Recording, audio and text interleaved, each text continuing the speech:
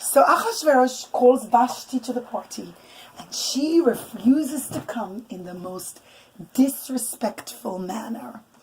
And the entire banquet hall goes pin drop silent. No one is making a sound. Everyone is shocked.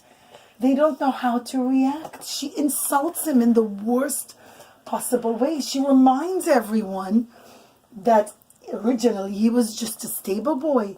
And not only that, she says that he wouldn't have been good enough to take care of her father, King Belshazzar's horses. And Achashverosh is stone drunk, and his rage builds up inside of him, and everybody starts to murmur quietly, what's he going to do? What's he going to do? And Achashverosh doesn't know what to do, because on the one hand, he actually really loved Queen Vashti. We'd always make her ugly with pimples and stuff like that. Actually, the Megillah tells us that Vashti was physically very beautiful, but inside she was cruel and mean. And Hashem made this happen on a Shabbos, because Shabbos was the day when she used to really degrade the Jewish girls, and she would make them serve her being very ansnias. She wouldn't let them have proper clothing or anything. And so that's why she gets punished exactly the same way. That Achashverosh is demanding that she should come to the party and be very not decent. And he doesn't know what to do.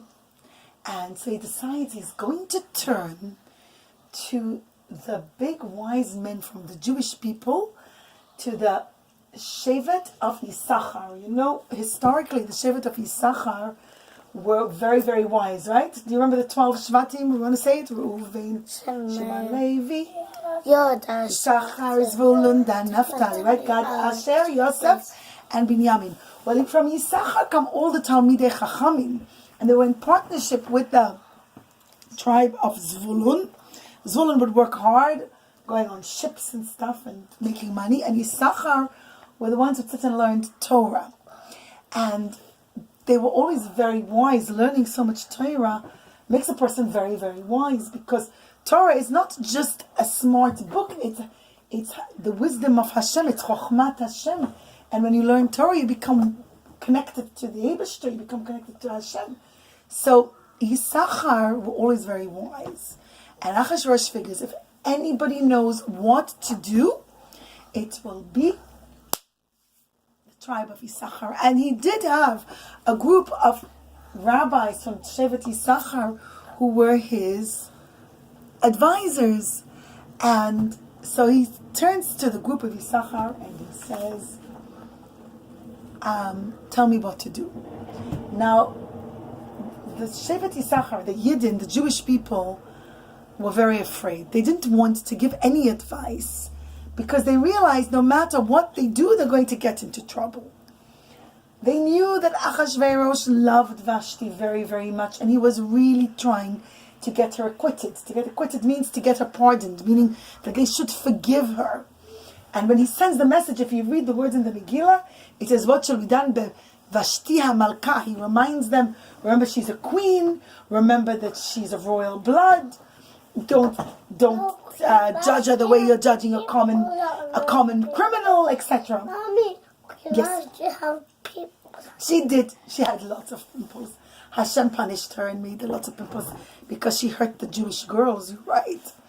And the wise men of Shevet Yisachar figured, they said, listen, whatever we do, we're going to come out wrong. Because if we pardon her, everyone will say, what? She insulted the king in the worst way. And the king might think, what, you don't think I'm king enough? You really think I'm just a stable boy? You're really going to acquit her and say she did right? And so if they say, no, she's innocent and she's a queen, don't punish her so badly, then he might get angry. And all the other Sinai Israel, and there was always people who hated the Jews, would tell Achashverosh, look, the Jews are not standing up for your honor. And if they get her killed, Achashverosh might himself regret it later, which in fact that's what happens. He ends up feeling really sad that he had Vashti killed, and then he'll take it out on the Jewish people because he really did love Queen Vashti. And worse could be that they'll sentence her to death and say she has to get killed, and then Achashverosh will say, no, you know what, I don't want to have her killed. And then Vashti, even though they say she has to get killed, Vashti won't get killed, and then she's going to become their mortal enemy. She was already the mortal enemy of the Jewish people. Already she was trying to get the Jewish people into so much trouble. So, the wise men of Issachar say, no, since the Bet HaMikdash got destroyed, our eyes are dimmed, meaning we're not so wise anymore. We don't know the right thing to do. You like to look at the camera? We don't know, we can't think clearly. Because the Bet HaMikdash got destroyed, we don't have proper wisdom anymore. And we cannot advise on capital punishments, meaning punishments that have to do with life and death, we can't advise. And so Achashverosh has no choice but to turn to his 7 advisors. Now, the way the 7 advisors used to work was that it went from the wisest to the least wise, or from the most important to the least important. And always the least important spoke first. And then, what happened, Dali? Okay, Dali, you put it a little. Okay. The least important one spoke first, and then the one by one, the more important and the more important, the most important. Haman was the least important of the 7 advisors.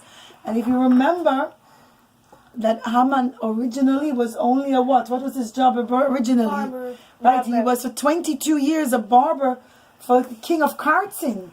And he... Shave it on air. We'll take that in a second, it's okay. And he... 1 second, I'll just fix that. Sorry. And he was not really such an important advisor, but Haman remembered his what he saw in his astrology, right? Because Haman was able, especially through his wife Zeresh, to see the future, but they never saw very clearly. They always messed it up a little bit. What did he see? He saw that in the future, the king's wife, the queen, is going to point a finger at him and have him killed. And he always thought it was Vashti. Not only that, but Vashti always snubbed Zeresh. She was never as nice to Zeresh. When she invited all the women to her private party, she never invited Zeresh. The two of them never got along. And Vashti was never nice to her. Try not to shake the phone, please. And Haman thinks, whoa, this is my chance. This is my chance. I am going to be able to get Vashti back on, get rid of Vashti. Your finger's blocking that. I'm going to be able, it's fine. Just let it go. I'm going to be able to get rid of Vashti. I'm so happy because the astrology told me, I saw in the stars that the queen will have me killed. Okay, I'll put it there, nobody touches it, okay? And so he jumps up to talk first. And he says, even though he was the least important, he says, King Achashverosh, what Vashti did was a capital punishment. She deserves capital punishment. Look at how she spoke against you. Not only that, she spoke like this. Now all the women are going to talk like this to their husbands. And you have to kill her and you have to get rid of her. And I think they actually had her burnt children, if I'm not mistaken, which is very horrible. She got hanged. No, I don't think so. I think she got burnt like a common, like the worst criminal. But I might be wrong. You know, I'm going to look it up, Blineder, and tomorrow I'll find out. I forgot to check. I'm going to check in the Mamlois. And he jumps up and he said, yes, she didn't only sin against King Achashverosh, she sinned against all the men in the kingdom. Because all the women will say, look, if the queen can talk like this to her husband, Achashverosh, we can all talk the same way to our husbands. And he tells the king that she has to be killed, and that from then on they make a very severe decree. And the decree is that anytime a wife goes against her husband, he can have her killed. Now, this is a very important fact in the story. We're going to see that later on, when the king makes a decree against the Jews, people said the king's decrees are crazy. Look what he said about the men, that they can kill their wives for going against them. He makes such weird, far-fetched decrees that when it came to the decree against the Jews, although many Jews did get killed actually, within the first day or two, 3,000 Jews got killed. It was very sad. It would have been a much higher number if not for this decree now with Vashti. The reason people restrained themselves and didn't run that day to go kill the Jews as soon as they found out the decree, even though they were supposed to wait 11 months till Yudaled Adar, was because of this decree, and in a sense it saved the Jewish people. There's also another Mefarish actually children that the one who gave King Achashverosh the advice was none other than Daniel, because Daniel was forced to marry a Babylonian wife, yes, he had her converted, because remember poor Daniel, although he was like the Rebbe of the Jewish people, he was the Navi. Daniel was a great Navi, but he was enslaved. First he was King Nebuchadnezzar's personal servant.